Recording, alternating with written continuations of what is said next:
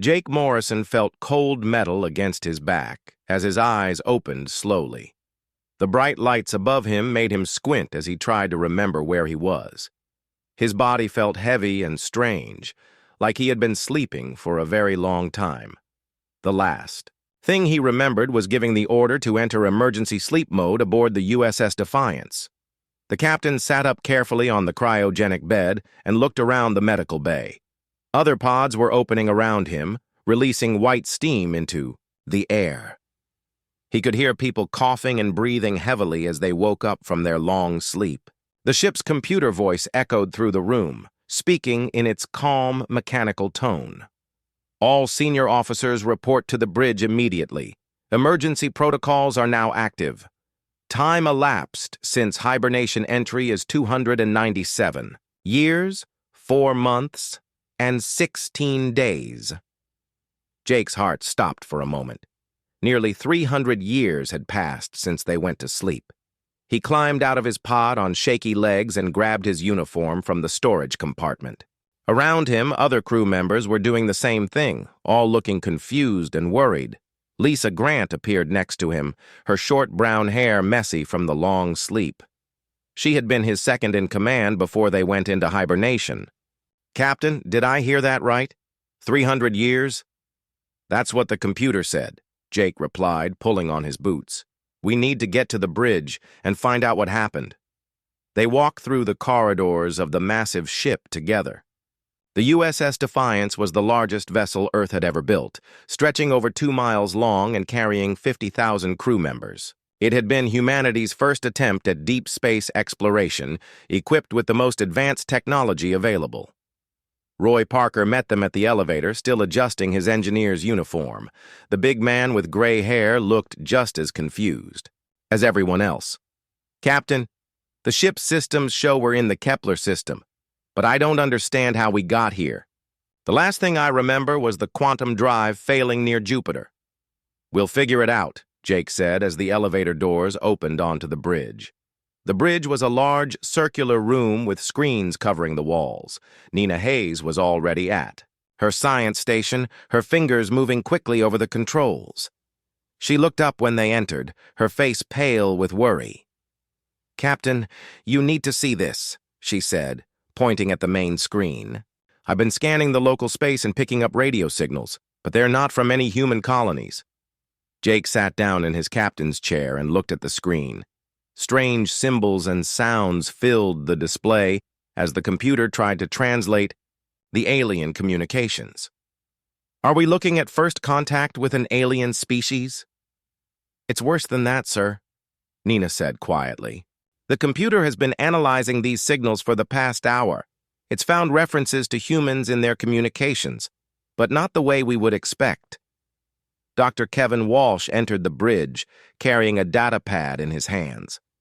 The ship's historian and alien specialist looked grim as he approached the captain's chair. "Sir, I've been studying the intercepted communications. The translation software has made some progress, and what I've found is disturbing." Jake stood up and faced his senior staff. "Tell me what you've discovered." Kevin looked down at his data pad before speaking. "According to these alien communications, Earth was conquered approximately 200 years ago by something called the Galactic Coalition. Humans are referred to as a slave species, used for manual labor and mining operations throughout their territory." The bridge fell silent except for the quiet humming of the ship's systems. Lisa was the first to speak. "That's impossible. Earth had planetary defenses and a growing space fleet when we left." "Apparently it wasn't enough," Kevin replied. "The coalition consists of 12 different alien species, led by something called the Corvani Empire. They seem to view humans as useful but primitive creatures, suitable only for physical work." Roy stepped forward, his face red with anger.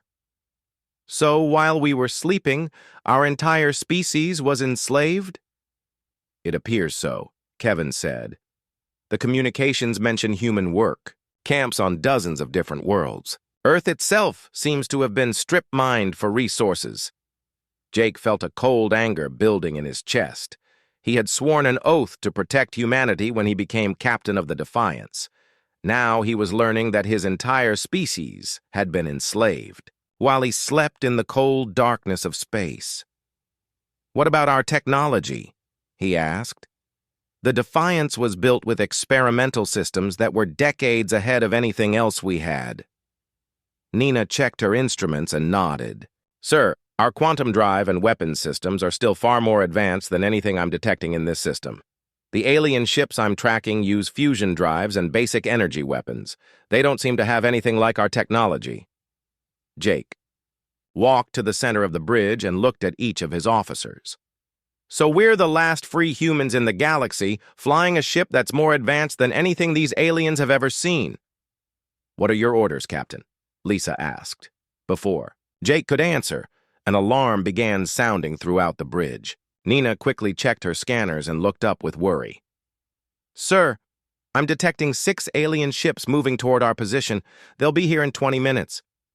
Jake smiled grimly and sat back down in his captain's chair. "Then I guess we're about to make first contact with the people who enslaved our species. All hands to battle stations." The alien ships approached the USS Defiance like hunters surrounding their prey. On the bridge, Jake Morrison watched the tactical display as 6 vessels moved into attack formation. They were sleek and dark, shaped like triangular knives cutting through space. "Incoming transmission, Captain," Nina Hayes reported from her communications station.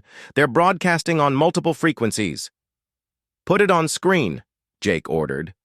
The main display flickered and showed the face of a reptilian creature with yellow eyes and sharp teeth.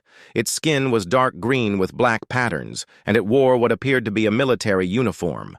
When it spoke, the ship's computer translated its words into English.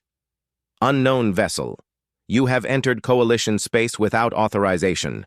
I am Commander Thektar of the Corvani Imperial Fleet. Identify yourselves immediately and prepare to be boarded for inspection." Jake stood up and straightened his uniform. "This is Captain Jake Morrison of the United Earth vessel Defiance. We are citizens of Earth operating in free space." The alien commander's eyes widened with what looked like surprise, then narrowed with anger. "Impossible. There are no free human vessels. All humans are property of the Galactic Coalition. You will surrender immediately or be destroyed. We recognize no authority over our species or our vessel," Jake replied calmly. "We suggest you withdraw from this area immediately." Commander Thektar made a sound that might have been laughter. "You primitive creatures never learn. Your pathetic ship cannot stand against the might of the Coalition. I will enjoy adding your crew to the slave markets." The transmission ended, and Jake turned to his tactical officer. "Lieutenant Cooper, status report on their weapons." Danny Cooper was a young man with quick hands and sharp eyes. He had been one of Earth's best fighter pilots before joining the Defiance crew. "Sir, they're charging what appear to be plasma cannons and launching some kind of missile weapons. Their technology seems about 50 years behind our current systems." "Roy, how are our quantum drives holding up?" Jake asked his chief engineer. Roy Parker checked his engineering displays and grinned. "All systems are running perfectly, Captain. The quantum phase generators are online and ready for combat maneuvers." Jake sat back down in his command chair and watched as the alien ships moved closer. "Nina, open a channel to all Coalition vessels." "Channel open, sir." "This is your final warning," Jake announced. "Withdraw immediately or face the consequences." The response came in the form of bright blue energy beams, lancing out from the alien ships toward the Defiance. The bridge crew watched as the plasma bolts passed harmlessly through their ship's hull without causing any damage. Quantum phase. "Shields are working perfectly," Roy reported with satisfaction. "Their weapons can't touch us while we're partially phased out of normal space." "Return fire," Jake ordered. "Target their engines and weapons systems. I want prisoners, not wreckage." The Defiance's quantum torpedoes streaked through space like bolts of silver lightning. Unlike the alien weapons, they materialized inside the enemy ship's hulls and exploded with devastating effect. Within seconds, 4 of the 6 alien vessels were drifting helplessly with their engines destroyed. The remaining 2 ships tried to flee, but the Defiance's quantum drive allowed it to appear directly in their path. More torpedoes disabled their engines, leaving the entire alien squadron helpless in space. "Danny, take a boarding party and secure the lead vessel," Jake ordered. "I want their commander alive for questioning." "Yes, sir," Danny replied, already moving toward the exit. An hour later, Commander Thektar stood in the Defiance's holding area, his hands secured behind his back. With him were 12 other alien crew members from various species. Jake studied them through the transparent wall that separated the prisoners from the rest of the ship. Dr. Amy Foster, the ship's chief medical officer, was treating the wounded, aliens with the same care she would give to human patients. The prisoners watched her work with obvious confusion. One of them, a younger Corvani female, seemed particularly puzzled by the doctor's gentle treatment. "They expected us to torture them," Kevin Walsh explained as he joined Jake outside the holding area. "According to their cultural database, the Coalition never takes prisoners except for slave labor. The concept of treating enemies with dignity is completely foreign to them." Jake entered the holding area and approached Commander Thektar. The alien leader tried to stand straight and proud despite his defeat. "I am a warrior of the Corvani Empire. I demand to be executed with honor."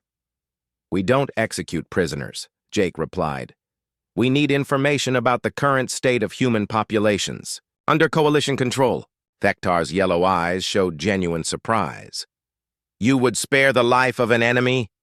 This is weakness." "This is strength," Jake corrected. "Now tell me about Earth. How many humans are still alive?" The alien commander was silent for a long moment. Finally, the younger female Corvani spoke up. "Commander, perhaps we should tell them. They have already proven their superiority in battle." "Silence, Zephyra," Thektar snapped. "You forget your place." Sub-Commander Zephyra looked at Jake with curious eyes. "Your species was conquered 200 years ago. Most humans live in work camps across 40 star systems.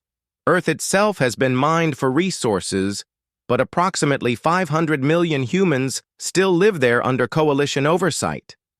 Jake felt his heart clench at the thought of his home world stripped and scarred. "What about resistance movements? Are there any free human settlements?" "Small groups hide in the outer systems," Zephyra admitted. "But they have no ships capable of space travel and no weapons that can threaten Coalition forces. Until today, we believed all humans had accepted their place as workers for the greater good of the galaxy." "The greater good?" Lisa Grant stepped forward, her voice sharp with anger. "You mean slavery?" "We provide food, shelter, and purpose," Thektar said defensively. "Your species lacks the intelligence for self-governance." Jake smiled coldly. "We just destroyed your entire squadron without taking a single casualty. How intelligent do we seem now?" The alien commander had no answer for that. In the silence that followed, Jake made his decision. The Defiance was just one ship, but it carried advanced technology and 50,000 determined crew members. More importantly, it carried something the Coalition had tried to destroy but never could: the human spirit. "Set course for the nearest human work camp," Jake ordered as he left the holding area. "It's time to remind the galaxy what free humans can accomplish." The mining world of Kepler 442b hung in space like a wounded animal. From the bridge of the USS Defiance, Jake Morrison could see the massive scars across the planet's surface where mountains had been carved away for precious metals. Smoke rose from countless industrial sites, and the once blue oceans had turned a sickly brown color. 50 million humans work on that planet, Nina Hayes reported from her science station. Sensors show they're living in basic shelters near the mining sites. Life support readings indicate poor air quality and inadequate nutrition. Jake clenched his fists as he watched the data scroll across his screen. This was what the Coalition called providing for humanity. What about orbital defenses? 12 automated defense stations and a garrison of 30 coalition ships, Danny Cooper answered from Tactical. Nothing our quantum systems can't handle. For the past 2 weeks, the Defiance had been preparing for this moment. Using the ship's advanced fabrication systems, Roy Parker and his engineering teams had built a fleet of smaller vessels. 20 stealth fighters and 6 transport ships now filled the main hangar bay, all equipped with quantum technology that made them invisible to Coalition sensors. Lisa, are your strike teams ready? Jake asked his second-in-command. Commander Lisa Grant checked her data pad and nodded. 300 Marines in full combat gear, plus medical teams and supply units. Dr. Foster has prepared enough medical supplies to treat wounded humans on the surface. Jake turned to face the alien prisoners who had been brought to the bridge. Sub-Commander Zephyra stood with her hands secured, but her eyes showed more curiosity than fear. Over the past 2 weeks, she had watched the humans prepare for battle, with growing amazement. "Your attack will fail," Commander Thektar said from behind her. "The Coalition has ruled this galaxy for centuries. One ship cannot change that." "We're about to find out," Jake replied. "Zephyra, I want you to watch what happens next. Maybe you'll learn something about the human spirit." The first phase of the attack began when Carol Evans led her fighter squadron toward the planet. The young pilot had been one of Earth's best before the long sleep, and her skills had only improved during combat training aboard the Defiance. Her 20 fighters moved through space like ghosts, invisible to Coalition sensors until they were already inside the defensive perimeter. The automated defense stations exploded in brilliant flashes of light as quantum torpedoes materialized inside their hulls. The Coalition ships tried to respond, but they were fighting an enemy they couldn't see or track. Within minutes, the orbital defenses were destroyed. "Phase 2, begin landing operations," Jake ordered. Lisa Grant led the transport, ships down to the planet's surface while Carol's fighters provided cover. The landing zones had been carefully chosen, areas where large numbers of human workers were concentrated but Coalition guards were light. The first humans to see the transport ships land couldn't believe their eyes. Many of them had been born in the work camps and had never seen a free human ship. They watched in amazement as armed Marines emerged from the vessels, wearing the blue and white uniforms of Earth's military. "We're here to take you home," Lisa announced through her suit's external speakers. "You're free." An older human man with gray hair and worn clothing stepped forward. His hands shook as he reached out to touch Lisa's uniform. "Free? But that's impossible. There are no free humans left." "There are now," Lisa replied, removing her helmet so he could see her face. "We're taking you away from this place." The liberation of the mining camps happened faster than anyone had expected. Most of the Coalition guards fled when they realized they were facing advanced human technology. Those who stayed to fight were quickly overwhelmed by Marines using quantum-enhanced weapons and armor. Among the rescued humans was Dr. Marcus Bell, a scientist who had been captured during Earth's invasion 200 years ago. Despite decades of imprisonment, he had secretly been working on resistance technologies using salvaged Coalition equipment. "I can't believe you're real," Marcus said, as he was brought aboard one of the transport ships. "We heard rumors of a free human ship, but the Coalition said it was just propaganda." "We're very real," Lisa assured him, "and we're going to free every human in Coalition space." Back aboard the Defiance, Jake watched the rescue operations with growing satisfaction. The ship's artificial intelligence, designated Apollo, had been monitoring Coalition communications throughout the attack. The AI's analysis showed that news of the liberation was spreading rapidly through both official and underground channels. "Captain, I'm receiving transmissions from other human work camps," Nina reported. "They're asking if the rumors are true, if someone is really coming to rescue them." Jake smiled as he watched the last transport ship dock with the Defiance. The hangar bays were now filled with rescued humans, many of them crying tears of joy, as they realized their nightmare was finally over. Dr. Marcus Bell was brought to the bridge an hour later. Despite his years of imprisonment, his eyes were bright with intelligence and determination. "Captain Morrison, I need to tell you something important. There are resistance cells throughout Coalition space, small groups of humans who have never given up hope. They've been waiting for someone like you." "How many?" Jake asked. "Thousands of cells on hundreds of worlds," Marcus replied. "They have no ships and limited weapons, but they know Coalition weak points and supply routes. With your technology and their knowledge, we could coordinate a galaxy-wide uprising." Commander Thektar, who had been listening to the conversation, made a sound of disbelief. "Impossible. The Coalition controls over 40 star systems with millions of ships. Your little rebellion will be crushed within days." "Maybe," Jake admitted. "But you're forgetting something important about humans. We don't give up, and we don't leave our people behind." The rescued humans were given quarters throughout the ship and medical attention from Dr. Foster's staff. Many of them were malnourished and suffering from years of hard labor, but their spirits soared when they realized they were truly free. As night fell on the liberated mining world below, Jake stood in his quarters looking out at the stars. In just 2 weeks, they had gone, from being the last free humans to the leaders of a growing rebellion. The Coalition's perfect order was beginning to crack, and word of human freedom was spreading across the galaxy. Tomorrow they would strike again, and the day after that, and every day until every human in Coalition space was free. The galaxy was about to learn that humanity had returned, and they were not the same species that had been conquered 2 centuries ago. Supreme Admiral Morthak of the Corvani Empire stood before the Coalition War Council with barely controlled rage.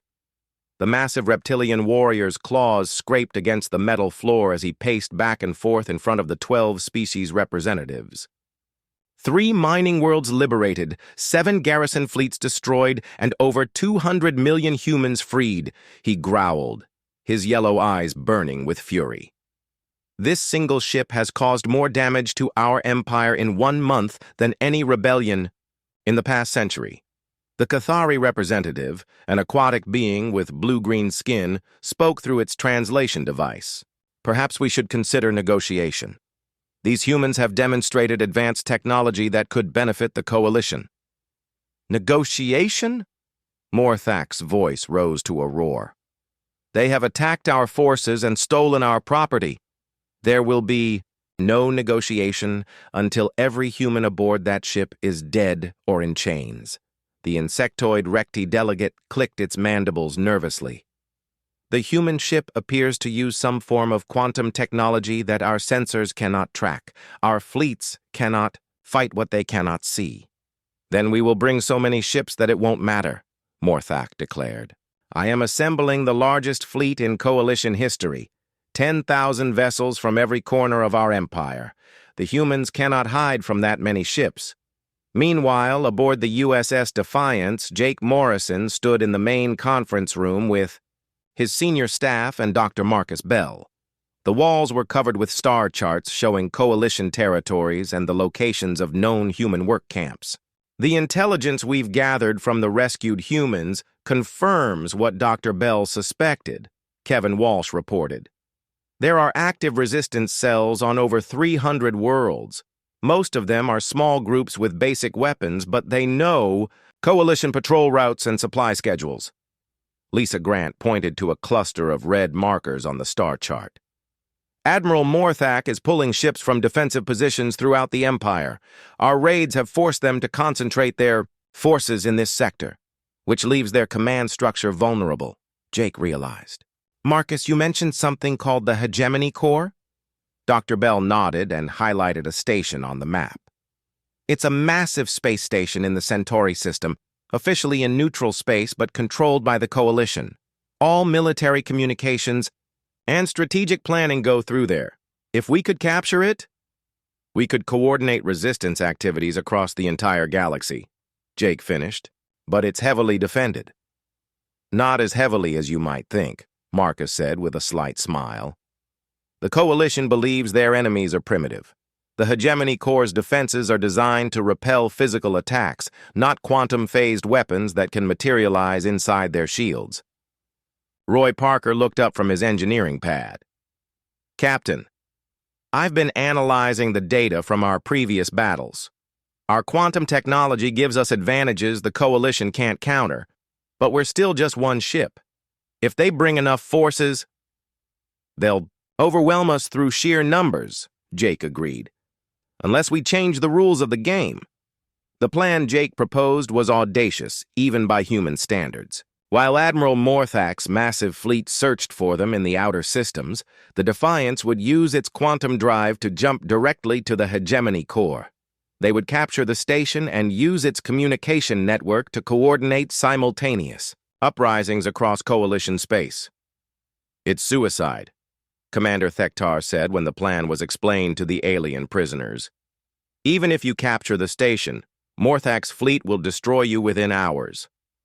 Sub-Commander Zephyra, however, looked thoughtful. Unless other Coalition species decide they're tired of Corvani leadership, the Empire has many enemies among its own members. 3 days later, the USS Defiance dropped out of quantum space directly above the Hegemony Core. The massive station was the size of a small moon, its surface covered with communication arrays and defensive weapons. Coalition ships patrolled around it in regular patterns, never expecting an attack on their most secure facility.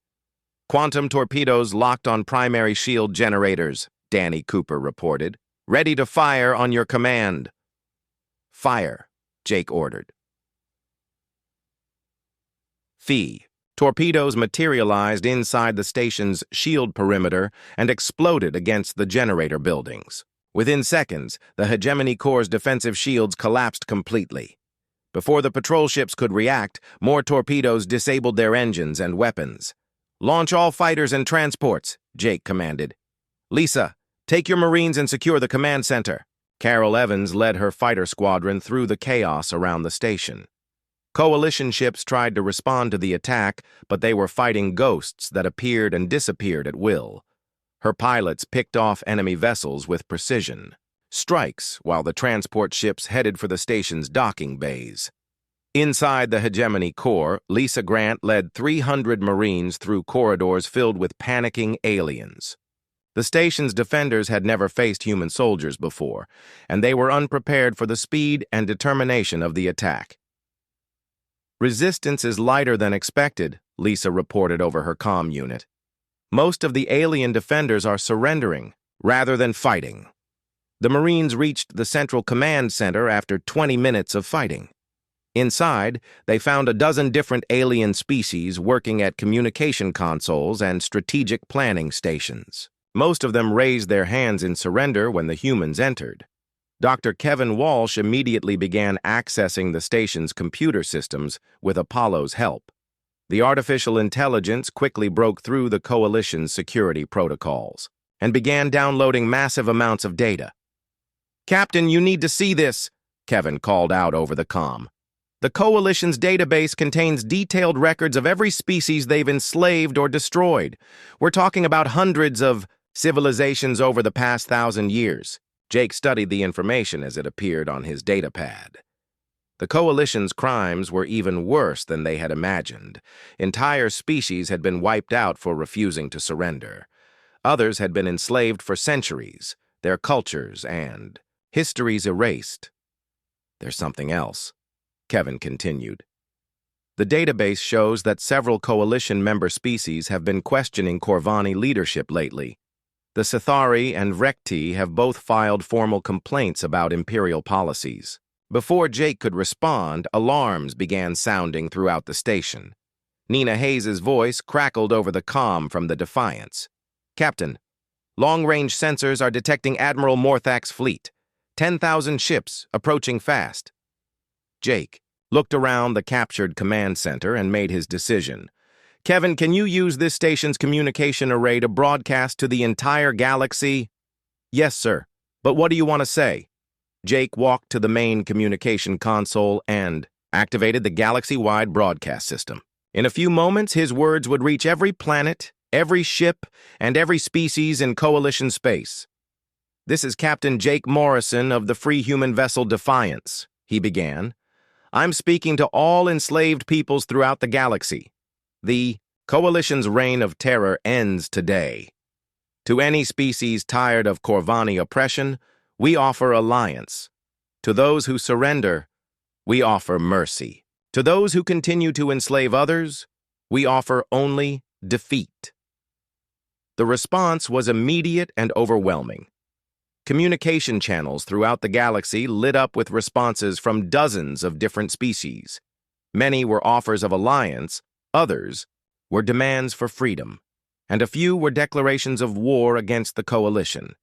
Admiral Morthak's fleet arrived 2 hours later to find the Hegemony Core firmly under human control.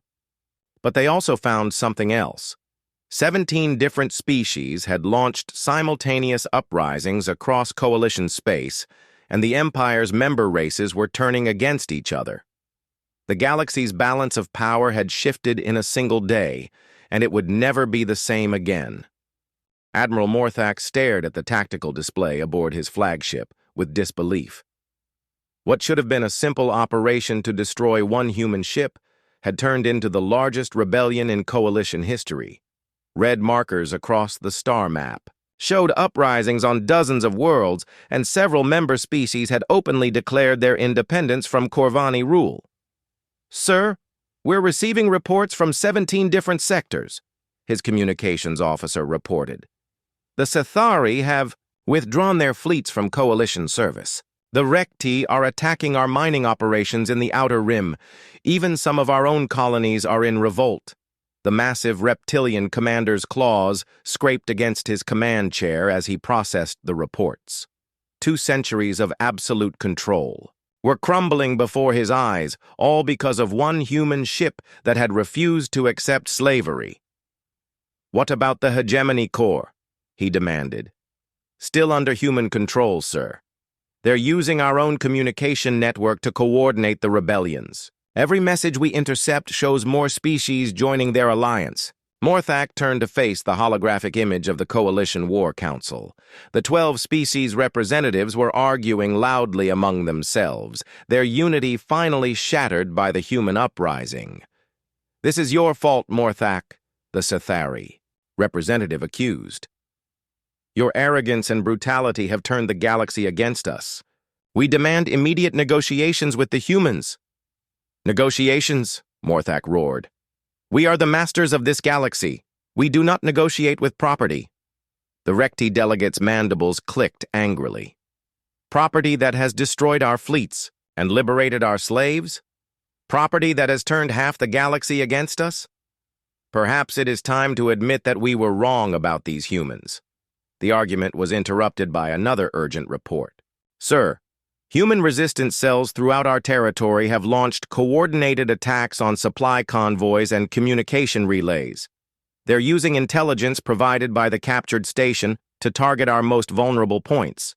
Aboard the USS Defiance, Jake Morrison stood in the Hegemony Corps' command center, watching as reports flooded in from across the galaxy. The station's communication arrays showed him a real-time view of the growing rebellion, and what he saw filled him with hope. "Captain, I'm receiving signals from liberated human settlements throughout the outer systems," Nina Hayes reported. "They're asking for instructions and offering to join our fleet." Dr. Marcus Bell looked up from a data terminal where he had been coordinating with resistance leaders.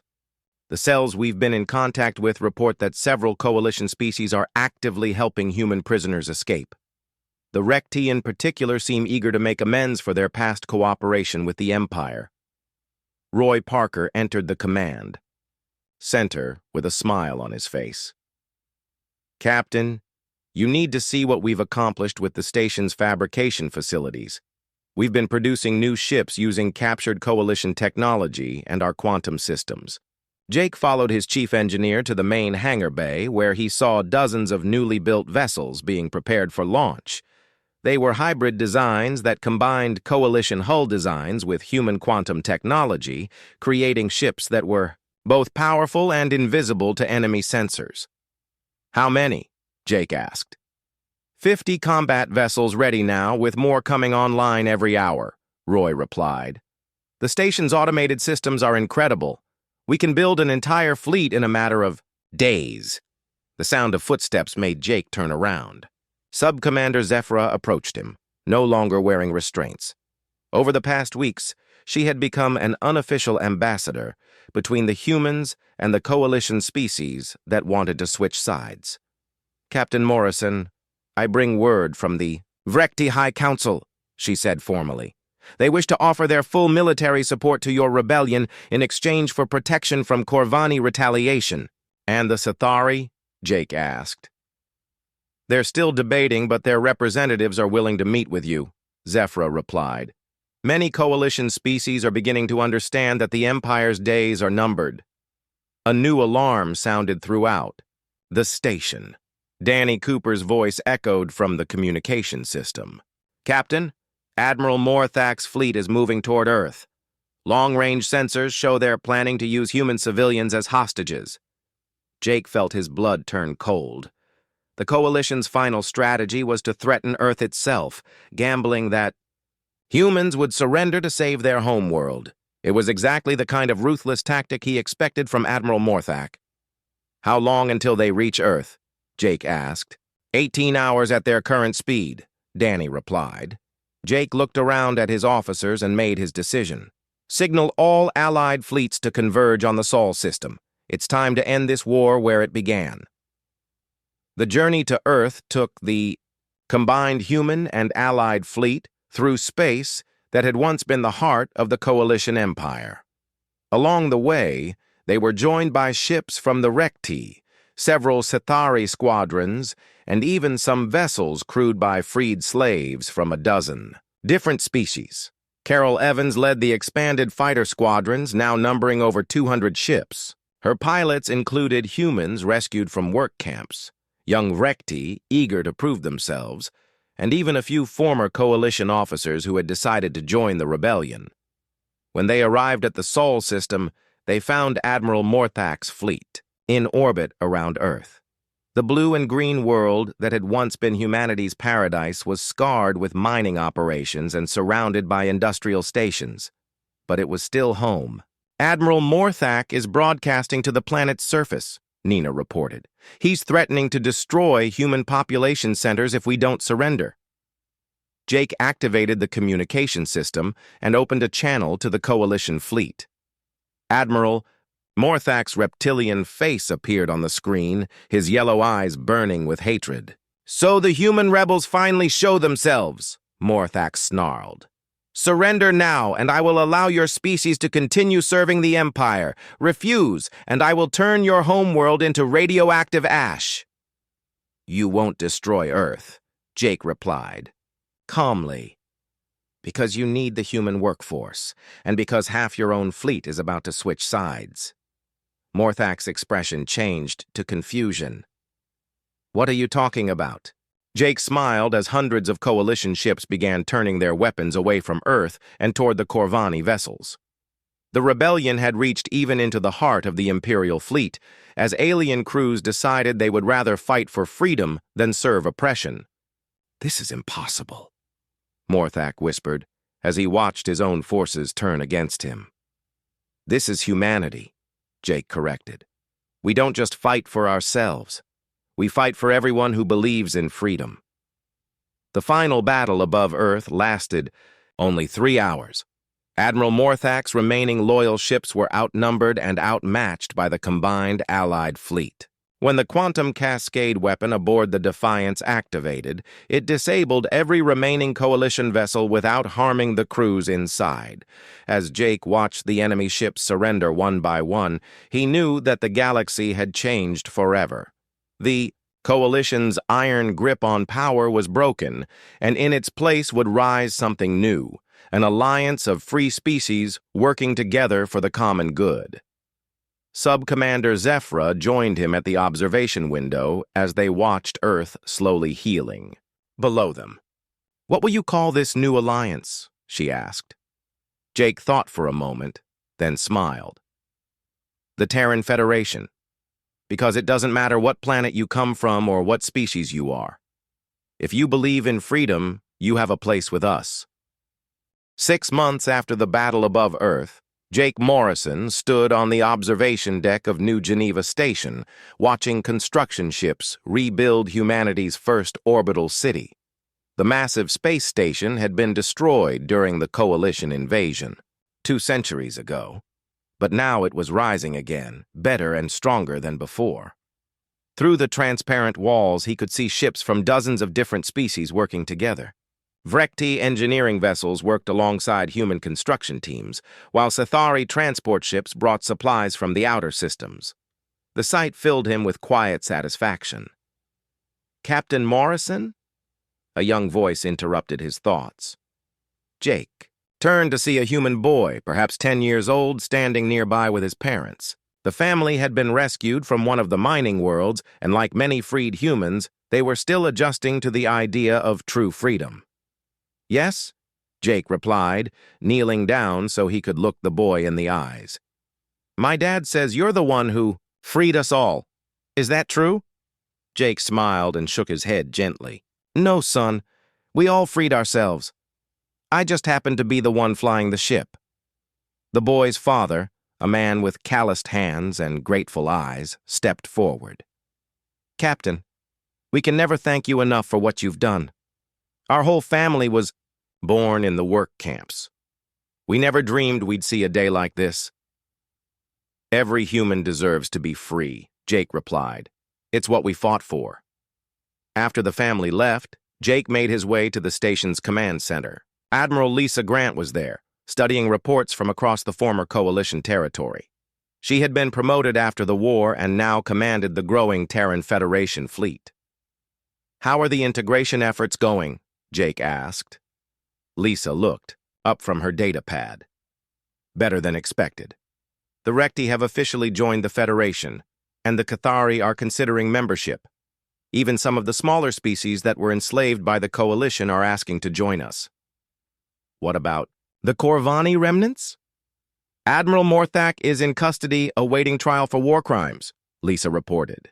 Most of the Corvani military has surrendered, but there are still some holdout fleets in the Outer Rim. Nothing we can't handle. Jake nodded and walked to the large star map that dominated the center of the room. Red markers showed the locations of former Coalition territories, while blue markers indicated Federation worlds. The blue was spreading steadily outward as more species chose freedom over oppression. Dr. Marcus Bell entered the command center carrying a data pad and looking excited. Despite his age and the years he had spent in captivity, the scientist had thrown himself into the work of rebuilding human civilization with remarkable energy. Jake, you need to see the latest reports from Earth, Marcus said. The planetary restoration project is ahead of schedule. The atmospheric processors are working perfectly, and the oceans are already beginning to clear. What about the population? Jake asked. 800 million humans are now living freely on Earth, with more returning every day, Marcus replied. The underground cities that the Coalition forced our people to build are being converted into proper settlements. In another few years, Earth will be beautiful again. Chief Engineer Roy Parker joined them, his face showing the satisfaction of a man who had accomplished the impossible. Captain, the new shipyards in the Jupiter system are online. We're building vessels that combine the best of human and alien technology. The quantum drives are more efficient than ever. How many ships do we have now? Jake asked.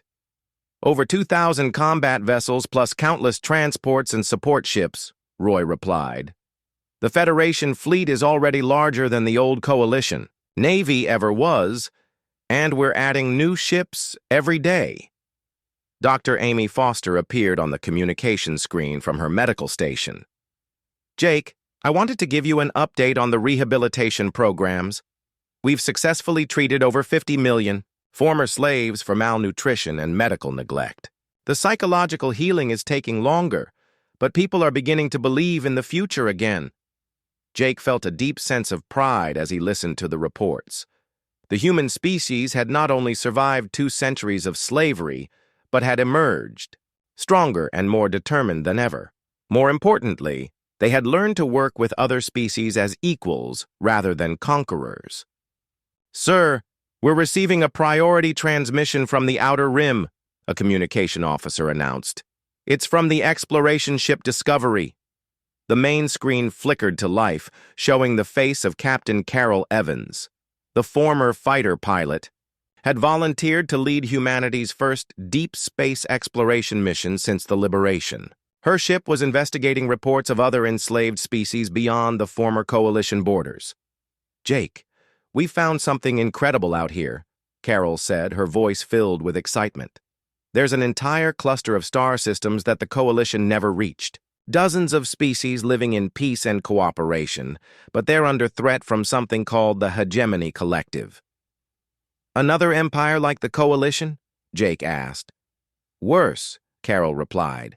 "These aliens don't just enslave other species, they completely erase their identities and turn them into mindless drones. The free species out here have been fighting them for decades, but they're losing." Jake exchanged glances with Lisa and the others. They had hoped that the galaxy's problems would end with the coalition's defeat, but it seemed that tyranny came in many forms. "What kind of help do they need?" Jake asked. "Ships, weapons, and most importantly, hope," Carol answered.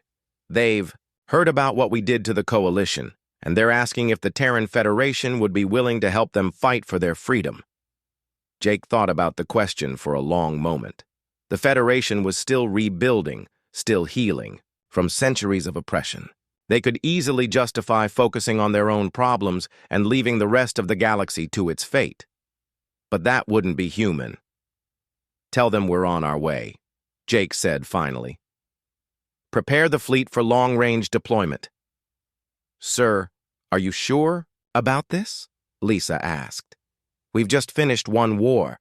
The people deserve a chance to rebuild in peace." Jake looked around at his officers, these friends who had shared the long journey from slavery to freedom. "The people deserve to live in a galaxy where freedom isn't just a dream. If we don't help others fight for their liberty, who will?" Roy grinned and clapped Jake on the shoulder. "Spoken like a true human. When do we leave?" "Tomorrow," Jake replied. "The USS Defiance has been exploring space for 300 years. It's time to explore some more." That evening, Jake stood in his quarters aboard the Defiance, looking out at the stars. The ship had been his home for so long that he could hardly imagine living anywhere else. Soon they would be heading into unknown space, facing new dangers and new challenges. A soft chime indicated someone at his door.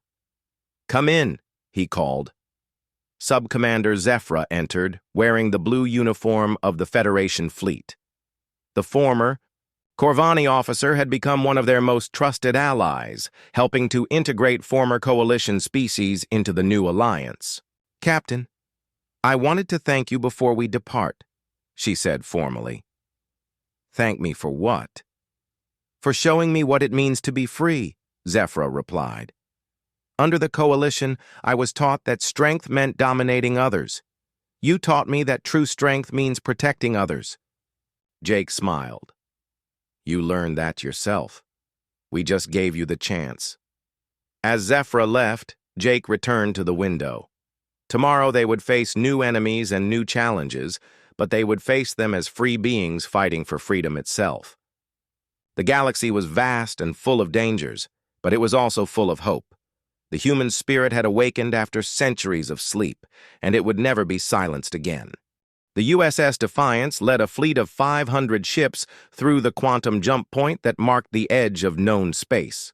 Jake Morrison stood on the bridge, watching as strange new stars appeared on the main screen.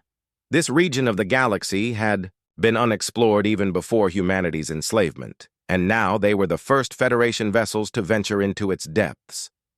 "Long-range sensors are detecting multiple star systems ahead," Nina Hayes reported from her science station. "I'm also picking up what appears to be a massive artificial structure in the central system." "Define massive," Jake requested. "Approximately the size of Earth's moon, Captain," Nina replied. It's definitely artificial construction, but the design is unlike anything in our databases. Danny Cooper looked up from his tactical station with concern. Sir, I'm detecting weapons signatures throughout this region. Someone has been fighting a major war out here. The communication system crackled to life with an incoming transmission.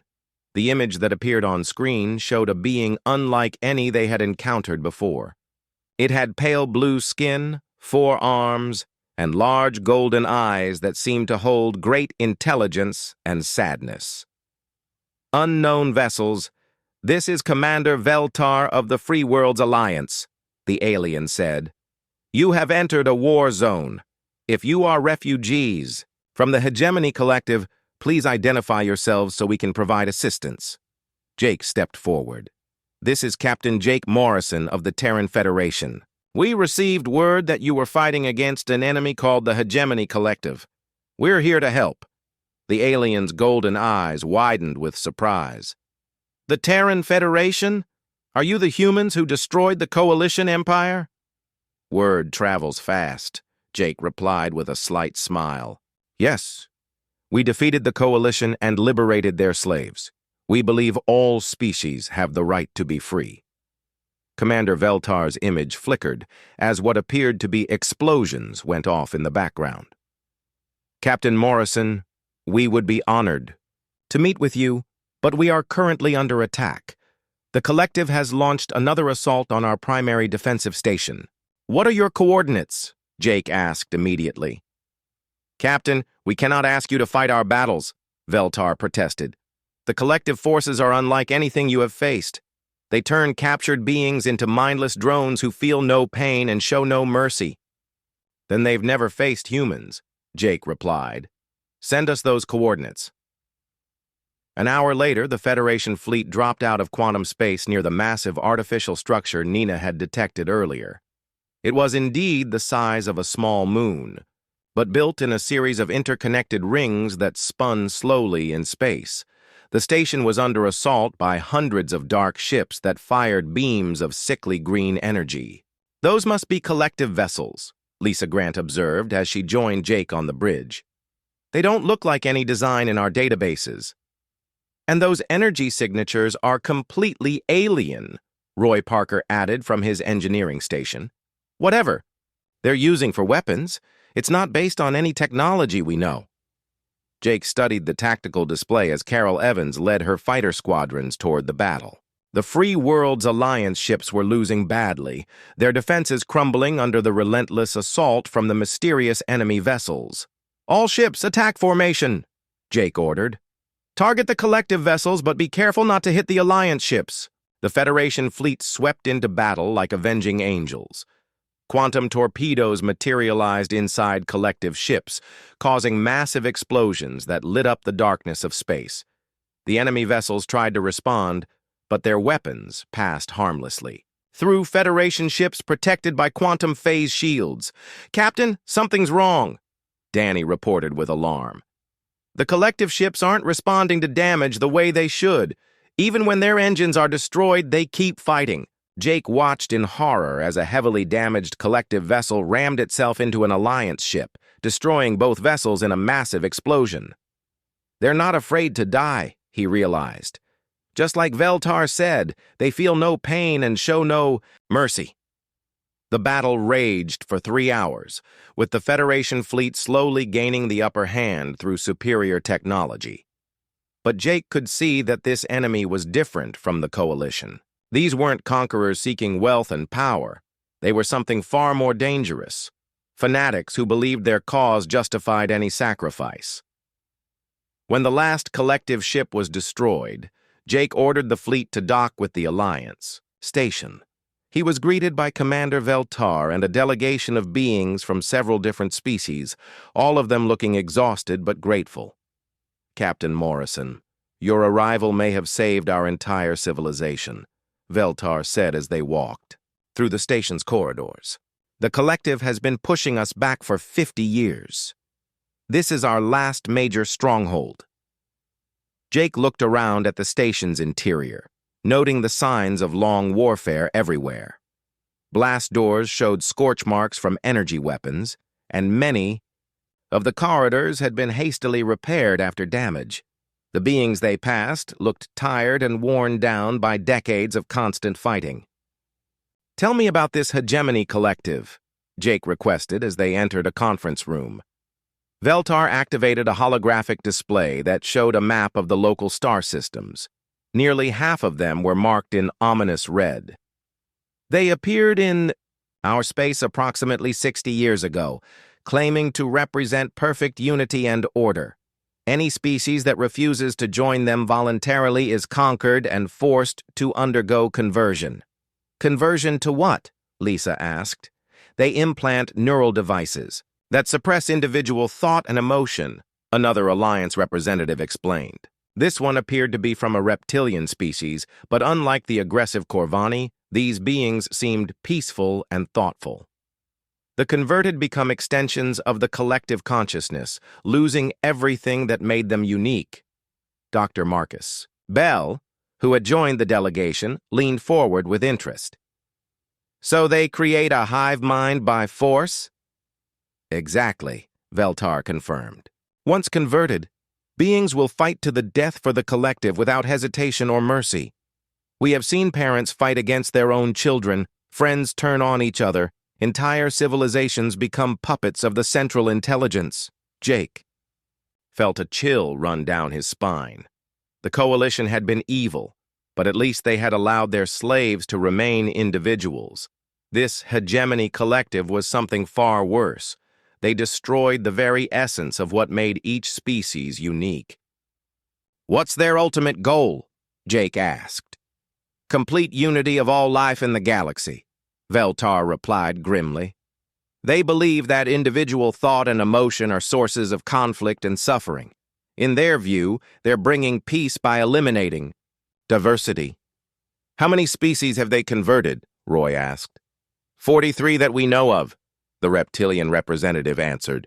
"Each conquest makes them stronger, as they add the knowledge and abilities of new species to their collective intelligence." Jake studied the star map for a long moment, then made his decision. "Commander Veltar, the Terran Federation offers our full military support in your fight against the collective. We've learned that freedom isn't something you can defend just once. You have to keep fighting for it." Veltar's golden eyes showed amazement and gratitude. "Captain, you don't understand what you're offering. The collective has millions of ships and billions of converted beings. Even with your advanced technology, this will be the most difficult war your people have ever fought." "Then it's a good thing humans don't know when to quit," Jake replied with a grim smile. "We've faced impossible odds before." As the conference continued, Jake began to understand the scope of the challenge ahead. The Hegemony Collective wasn't just another empire to defeat. It was a cancer that consumed everything unique and beautiful about intelligent life. But he also knew that humanity had something the collective could never understand or counter: the unbreakable spirit of free beings fighting for their right to remain individuals. The war for the soul of the galaxy was about to begin. The war against the Hegemony Collective had been raging for 2 years when Jake Morrison received the intelligence that would change everything.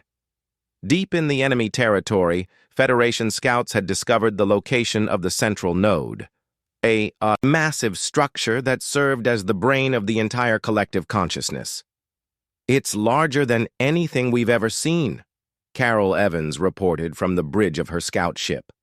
"The structure appears to be built around an entire star system, using the star's energy to power the collective intelligence." Jake studied the data from his command chair aboard the USS Defiance. The central node was protected by thousands of collective ships and defended by the converted populations of dozens of worlds. Attacking it would require everything the Federation and their allies could muster. "How many ships can we bring to the battle?" Jake asked Admiral Lisa Grant, who had joined him for the planning session. 8,000 Federation vessels plus 12,000 ships from the Free Worlds Alliance," Lisa replied. "But intelligence suggests the collective can field over 50,000 ships for the defense of their central node." Roy Parker looked up from his engineering reports with concern. "Captain, even with our quantum technology, those odds are pretty steep, and the converted beings will fight to the death without any regard for tactics or self-preservation." Dr. Marcus Bell activated a holographic display showing the central node structure. "There is one advantage we might have. According to the data Carol collected, the entire collective consciousness depends on the central processing core. If we could destroy that core, it might break the neural links that control the converted beings." "Might?" Jake questioned. "The theory is sound," Marcus admitted, "but we've never tested it.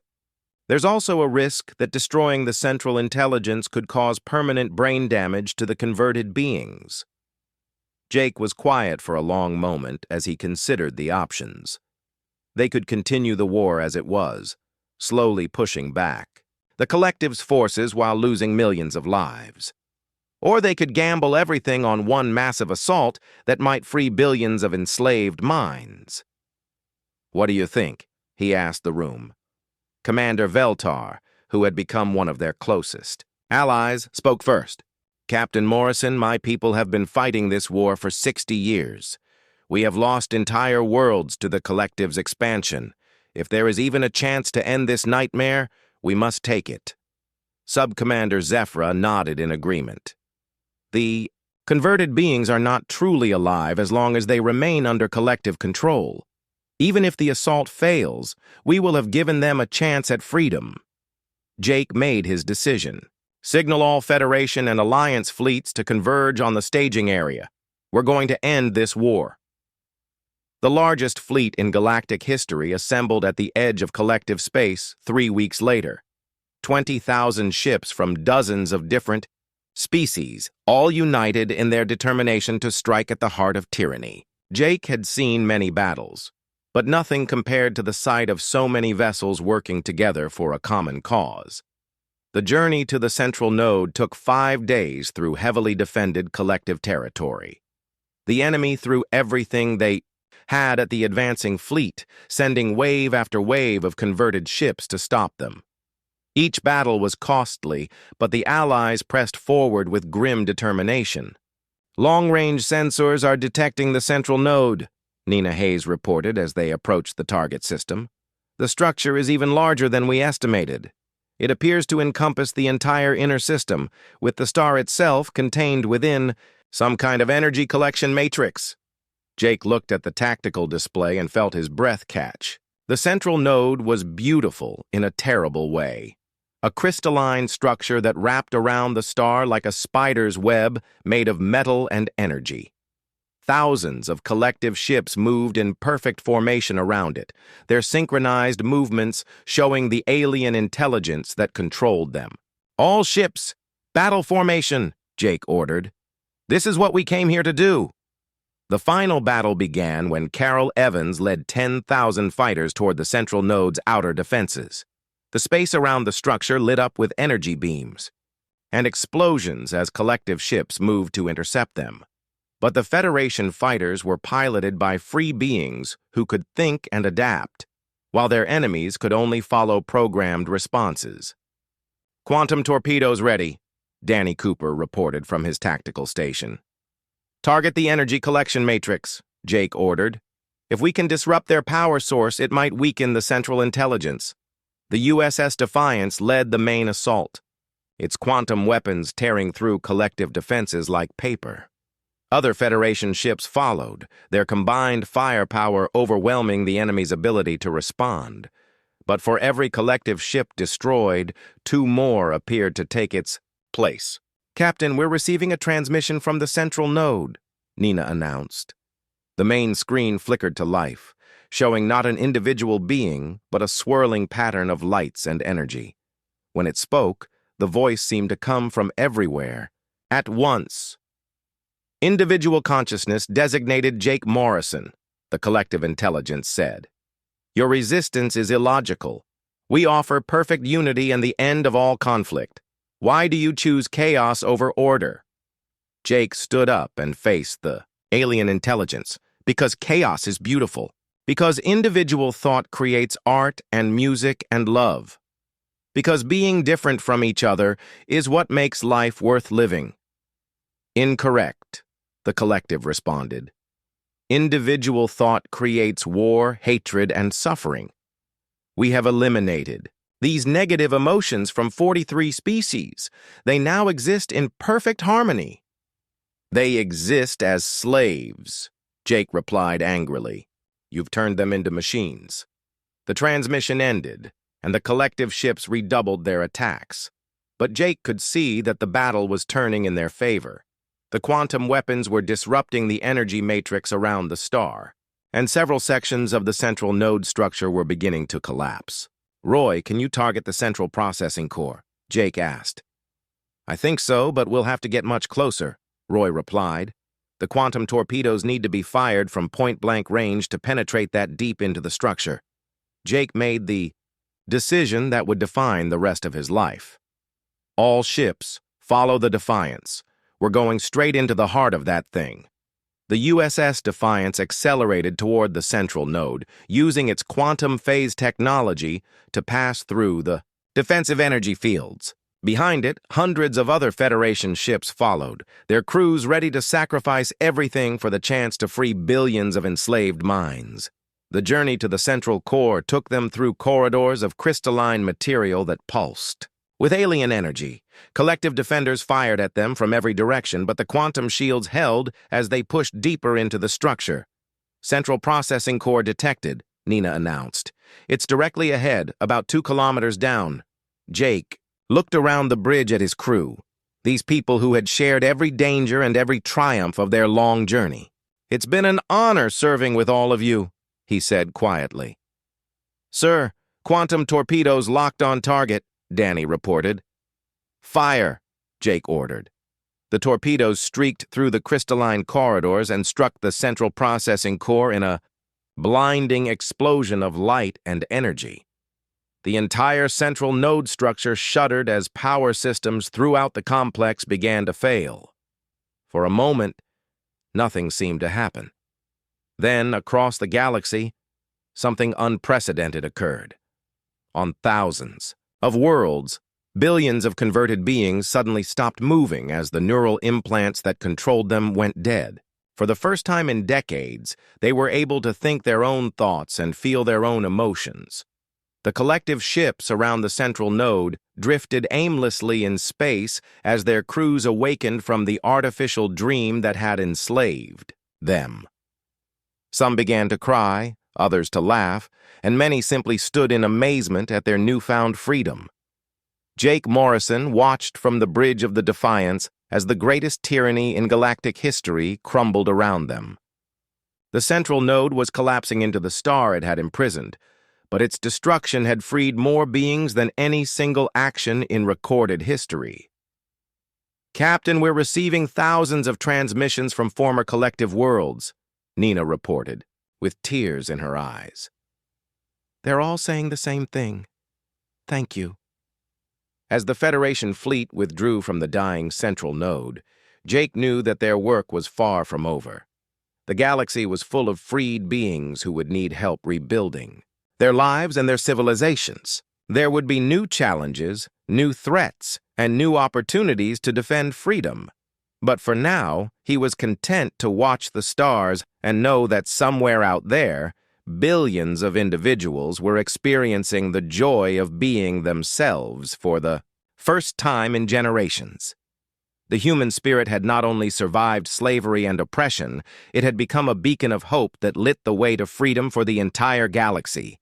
The USS Defiance turned toward home, its mission finally complete.